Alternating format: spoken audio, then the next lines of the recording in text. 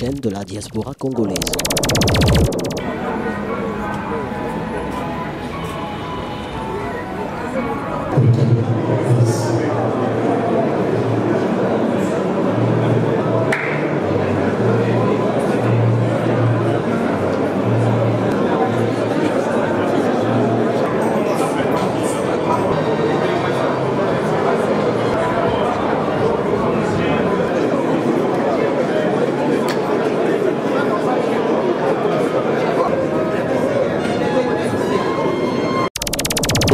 Télévision, la chaîne de la diaspora congolaise.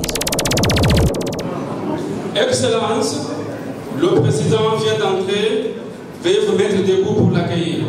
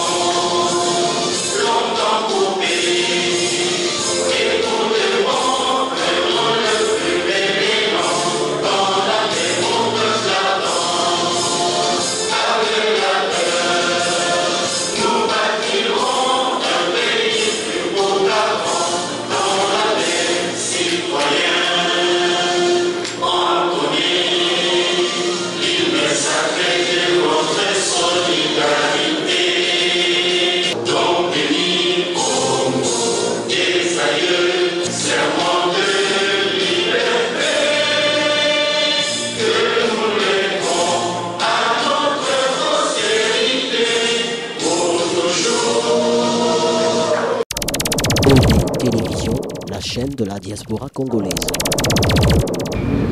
Mesdames et messieurs, distingués invités, chers compatriotes, je vous salue et vous exprime le plaisir que je ressens en ce moment où je présente à travers vous au peuple congolais mon programme comme candidat à l'élection présidentielle du 23 décembre prochain. Au terme de ce scrutin, la République démocratique du Congo prendra un nouveau départ qui sera le bon, celui qui, sous mon leadership, permettra l'alternance démocratique.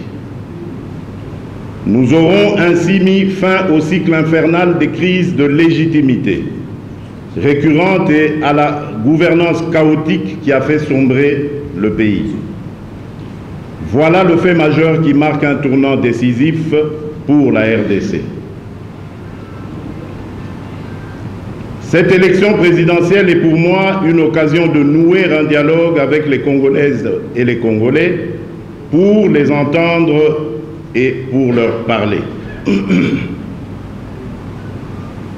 La situation actuelle dans notre pays est comparable à un avion en voie d'atterrissage sous un temps orageux. Les Congolais s'interrogent avec anxiété sur leur devenir. Ils hésitent sur l'idée qu'ils ont d'eux-mêmes. Les voici partagés par des inquiétudes légitimes. Ils sentent combien le potentiel de notre pays a été si souvent gaspillé. La crise est sévère. Nous en mesurons d'autant plus la gravité qu'elle s'accompagne des pertes en vies humaines incommensurables. Cette situation de convulsion politique a été voulue, planifiée et entretenue par un pouvoir illégitime finissant.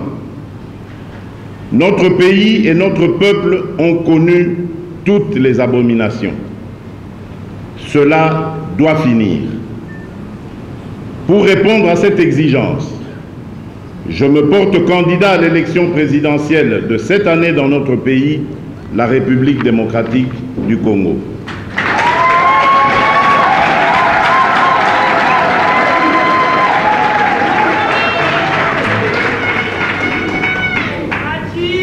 Je me réjouis donc de partager avec vous l'enthousiasme pour ce nouveau départ et aussi mon ambition, nourrie par la vision qui m'anime, d'un meilleur devenir de notre mère patrie. Car il nous faut bâtir un pays plus beau, une nation sans pauvreté. Le chemin qui mène de la pauvreté au bien-être a été balisé par le projet de société de l'Union pour la démocratie et le progrès social, UDPS, qui est ma principale source d'inspiration.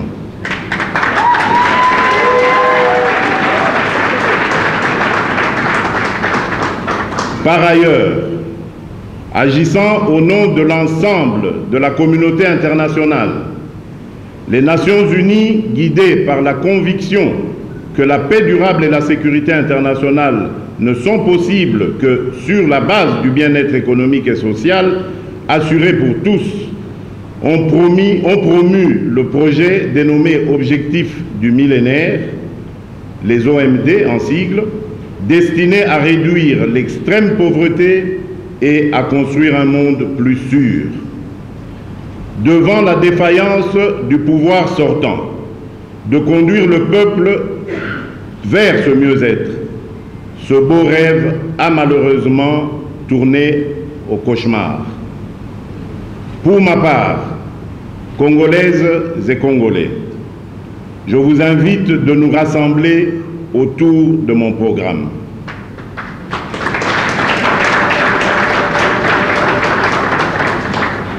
Solidaires et rassemblés, nous ferons de notre rêve une réalité. Nous allons donc lutter pour éradiquer la pauvreté le plus vite possible, et ce sera la grande cause nationale de notre pays. Pour cela, nous allons mobiliser toutes les énergies, tous les moyens de l'État et tous les appuis extérieurs pour les faire converger vers ce dessein commun dont la réalisation va reposer sur 3 piliers. Le premier pilier est l'homme, l'homme avec grand H bien sûr. La République démocratique du Congo ne manque pas d'hommes et de femmes de valeur, ni au sommet ni à la base de sa pyramide sociale. C'est la raison pour laquelle, dans mon programme, les 80 millions des Congolaises et des Congolais sont considérés comme le principal facteur, mieux encore, le moteur du développement de notre pays. Le deuxième pilier est la croissance économique. Je veux une croissance économique forte, soutenue de 25% par an en moyenne, qui sera créatrice d'emplois et protectrice de l'environnement, alors que, dans le même temps, notre population va croître de 3% en moyenne par an. Le troisième pilier est une société solidaire. Avec le peuple congolais, je veux sceller un pacte social pour bâtir une société solidaire, garante de la cohésion nationale. Mes chers compatriotes, la réalisation de ce programme postule, avant tout, que notre pays cesse d'être un non-État pour devenir un État de droit. Un État capable de gérer et de défendre ses frontières, d'asseoir une administration efficace, autant que d'exercer son autorité sur toute l'étendue du territoire national. S'agissant du domaine de la défense, je vais mettre en place un plan de 5 ans dénommé « Une nation, une armée ». L'objectif de ce plan sera de pourvoir, en 5 ans, la RDC d'une armée digne de ce nom, dont les principales missions seront de protéger le territoire national à ses frontières et à l'intérieur du pays, d'éradiquer les groupes armés et les milices qui ont transformé notamment l'Est de la RDC en un sanctuaire où l'on viole, pille et tue en toute impunité, d'effectuer en temps de paix des travaux de génie civil et intervenir notamment en cas de catastrophe naturelle aux côtés du service de protection civile. Je vais redonner à la jeunesse congolaise le goût de s'engager et de servir sous le drapeau. Une nation de 80 millions d'âmes doit pouvoir trouver 1%, c'est-à-dire 800 000 personnes, 800 000 garçons et filles, prêts à recevoir une éducation civique, une formation générale et spécifique et un entraînement militaire adéquat pour être en mesure de défendre la patrie à tous les niveaux de grade de l'armée. Au plan politique, je vais également initier des réformes à l'effet de respecter les vertus de la démocratie, renforcer les institutions de l'État et améliorer la gouvernance administrative, rendre le pouvoir judiciaire indépendant du pouvoir exécutif et du pouvoir législatif, extirper de notre environnement la corruption, la concussion, l'ethnisme, le tribalisme, le clientélisme et toutes les dérives de gouvernance. Au plan social et culturel, je vais inscrire l'éducation et la formation continue parmi les priorités de la mandature. À cet égard, je vais revaloriser les métiers de l'éducation de la petite enfance. Sans éducation, une jeunesse est une bombe sociale à retardement et vous le savez très bien, le phénomène Koulouna est très parlant. Imposer et mettre en pratique le principe selon lequel chaque jeune Congolais a le droit d'accéder et d'accomplir à égalité des chances le cycle de scolarité qui couvre l'école maternelle, les degrés primaires et secondaires. Refonder notre système éducatif. Organiser les états généraux de l'éducation, de la formation et de la recherche qui vont se consacrer sur la mission éducative, sur les questions de l'accessibilité et de la réussite, sur le curriculum d'études et sur des matières relatives à la dynamique pédagogique, sur la situation de la formation professionnelle et technique, sur la formation continue et sur le financement. Promouvoir un partenariat public-privé en vue de créer un centre d'excellence du type Silicon Valley destiné à stimuler la recherche et l'enseignement de nouvelles technologies en collaboration avec des universités congolaises et étrangères, tout autant qu'à servir de catalyseur à la création ainsi qu'à l'implantation des PMI nationales et internationales de technologie. Je mettrai en place une politique de santé pour tous et à cet égard, il s'agira d'instaurer un système d'assurance maladie universelle. Toutes les branches d'activité pourront y souscrire.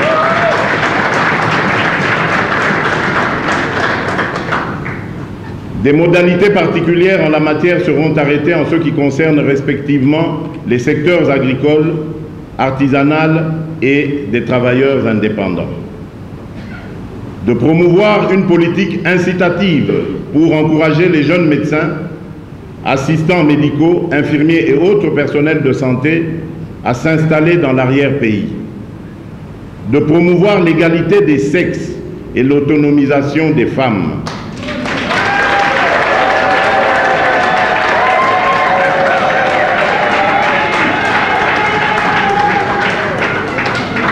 De promouvoir l'égalité des sexes et l'autonomisation des femmes, notamment par l'accès à la formation et au travail. De soutenir l'organisation et la pratique des sports de compétition et des loisirs. Mes chers compatriotes, améliorer les indicateurs d'appréciation du climat des affaires fait partie des tâches prioritaires que je vais assigner à mon gouvernement. Je vais faire de l'assainissement du climat des affaires en République démocratique du Congo un atout majeur pour son développement socio-économique en confiant au comité de pilotage et de réforme des entreprises du portefeuille, le COPIREP en sigle, dont les missions seront repensées, la responsabilité d'établir l'état d'avancement du document de stratégie de croissance et de réduction de la pauvreté, et de faire des recommandations au gouvernement d'une part, et d'autre part, faire le suivi du comité de pilotage des indicateurs d'appréciation du climat des affaires édicté par le Doing Business de la Banque mondiale. De même, je vais mettre en place une charte d'investissement qui va activer un système fiscal incitatif relatif aux nouvelles sociétés industrielles et aux grandes ainsi qu'aux petites et moyennes industries PMI. Changer les mentalités. Depuis plus de 50 ans, les dirigeants congolais ont désacralisé les valeurs qui ont conduit à la déstructuration physique, mentale et morale de toute notre nation, de tout notre peuple, et qui ont laissé des traces dans toute notre société.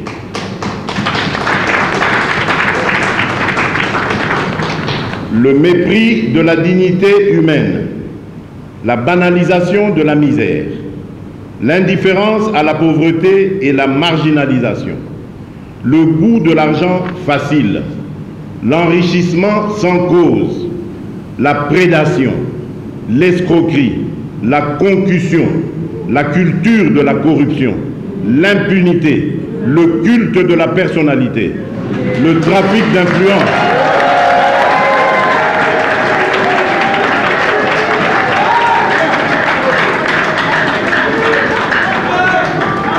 le trafic d'influence et j'en passe font hélas office de valeur chez nous. Cela doit cesser, en particulier en ce qui concerne la corruption et l'impunité.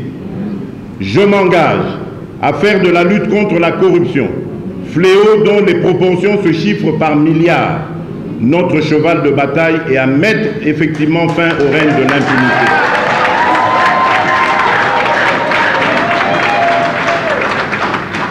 Mes chers compatriotes, mon programme sera réalisable en 10 ans.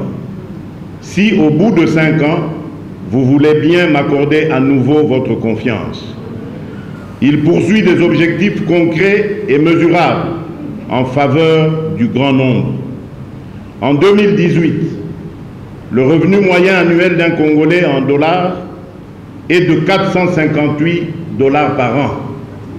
C'est-à-dire que le citoyen congolais vit misérablement aujourd'hui avec 1,25 $ par jour, alors que la contribution du PIB au budget annuel n'est que de 5 milliards $ américains. Mon ambition est de sortir notre nation de cette situation indigne et de la faire accéder au bien-être, en portant cet indice à 4 288 $ par an, soit 11,75 $ par jour. Pour assurer le coût de ce programme, nous mobiliserons une enveloppe budgétaire de 86,71 milliards $, soit 25% du PIB, qui sera réparti sur 10 ans. Notons à l'attention de l'oligarchie, qui affectionne dilapider l'argent du trésor public, en allant se faire soigner par exemple en Inde, au lieu de construire des hôpitaux chez nous. Qu'en Inde, pays reconnu comme émergent, les citoyens vivent en moyenne par jour avec 5,30 $. On l'aura compris, si mon programme est appliqué, dans 10 ans, notre pays actuellement classé parmi les États les plus pauvres et les plus inégalitaires du monde sortira par le haut de ce statut humiliant.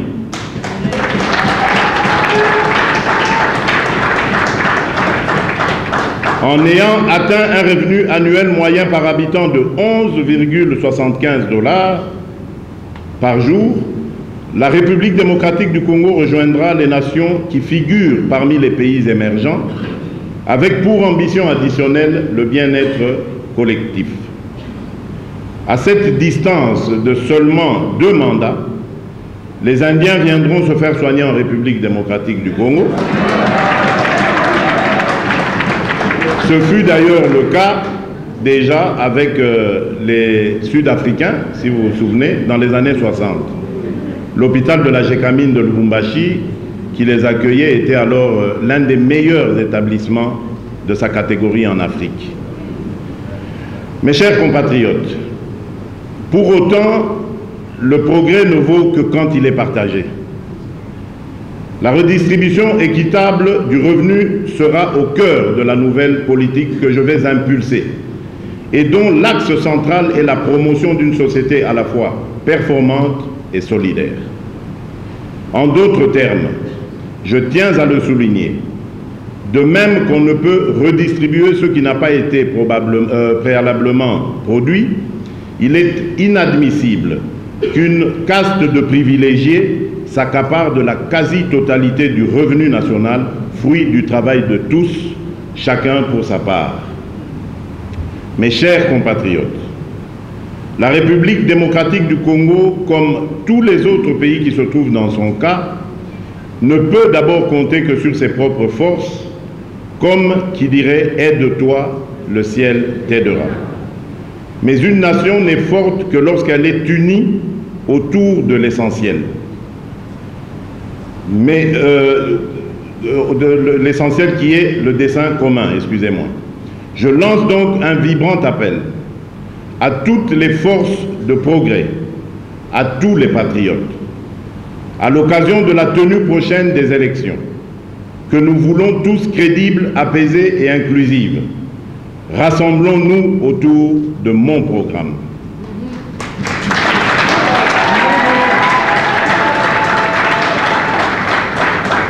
Dans l'unité, menons la lutte contre la pauvreté pour, d'ici à 10 ans, vaincre ce fléau indigne de notre nation.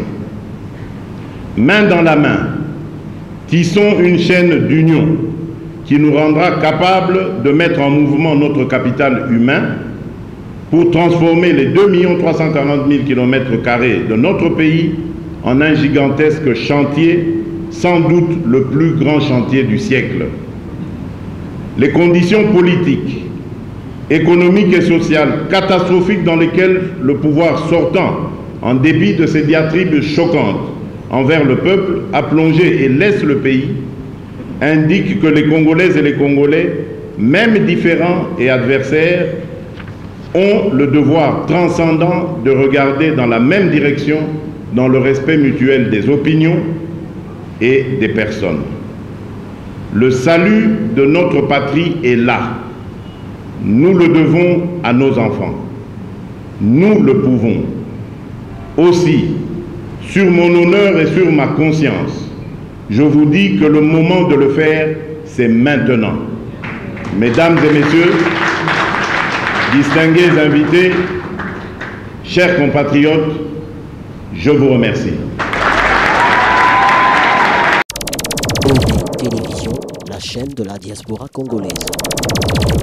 Étienne Tshisekedi s'est battu toute sa vie pour un état de droit. Étienne Tshisekedi s'est battu toute sa vie pour que les Congolais recouvrent leur dignité. Étienne Tshisekedi s'est battu toute sa vie pour que la démocratie soit une réalité vivante dans notre pays. En quoi voyez-vous la différence avec le programme de 2011?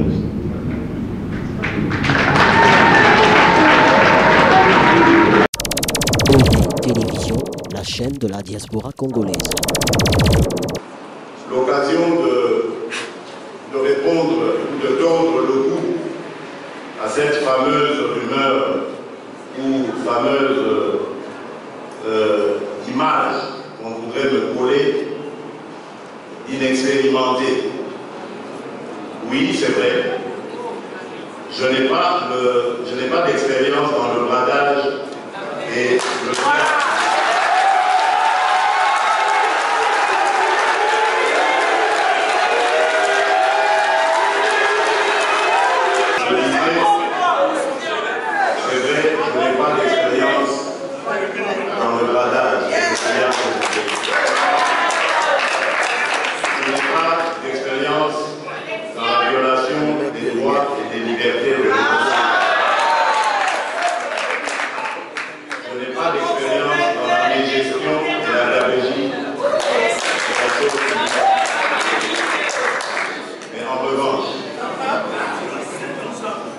j'ai de l'expérience dans le respect des droits et des libertés.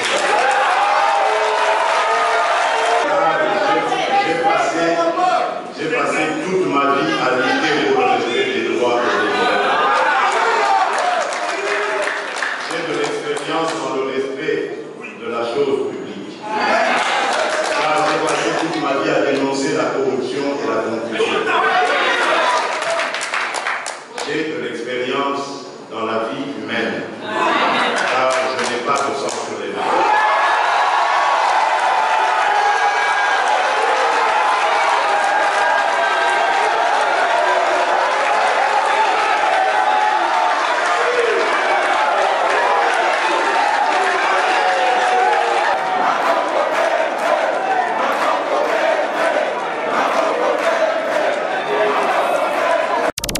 OV Télévision, la chaîne de la diaspora congolaise.